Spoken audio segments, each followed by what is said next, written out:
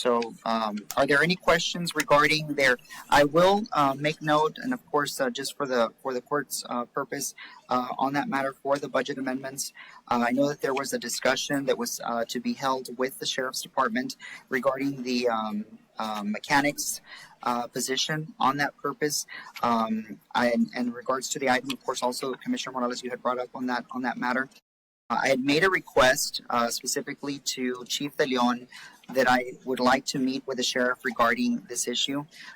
It is concerning, of course, to me that an item for budget amendments and for these matters that are coming forth, you know, and there's the sheriff's office has a number of budget amendments that come in many forms in many different areas.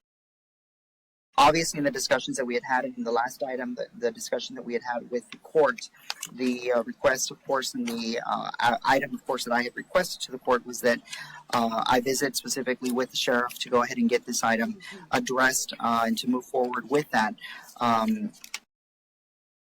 As a department head and as a department director and as an elected official, I believe that it's the sheriff's responsibility to advocate for his department and to come forth and to make sure that they are requesting said budget amendments on these purposes based on the concerns that we had on the discussions that we had in executive session. Unfortunately, the sheriffs did not attend the meeting that was requested at that time. So I wanted to report to the court the meeting that I had scheduled with the sheriff was approximately the next day after the last commissioner's court meeting.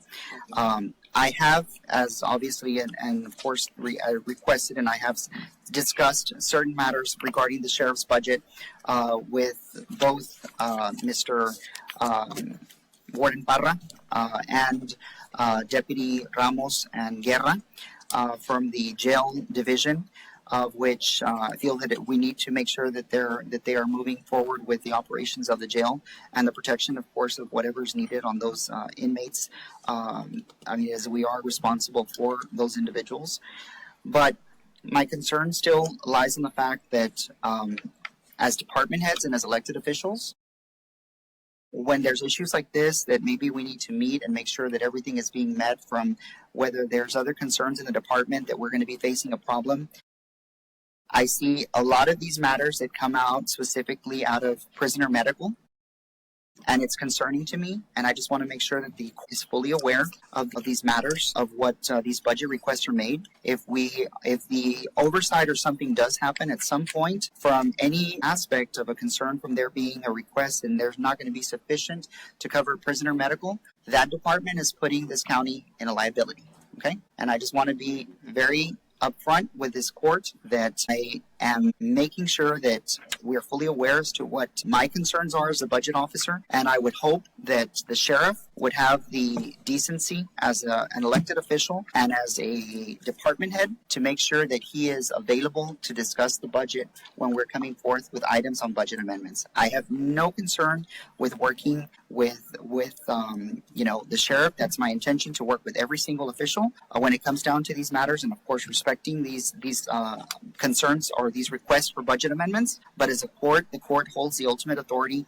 to either approve or deny any budget amendment as discussed in executive session. So I'm not saying that we deny anything, but I'm just saying that I find that this matter is something that we should all be concerned with, that when we're looking at major concerns or issues to where funding should be directed, and mind you, every official has the right to run their department as they see fit, but when we're looking at the possibility of having some concerns in a department and addressing that with the staff, in my opinion, that's not the way it should be handled. I wholeheartedly agree with you. I think we should follow the proper protocol here. I mean, if you're an elected official, you should be the spokesperson for your department. Exactly. And if they're not here, we've seen in different cases, they're just not going to be here for whatever reason. We'll make every effort to be there. And that we'll table it till the person is able to return to be here to defend the issue.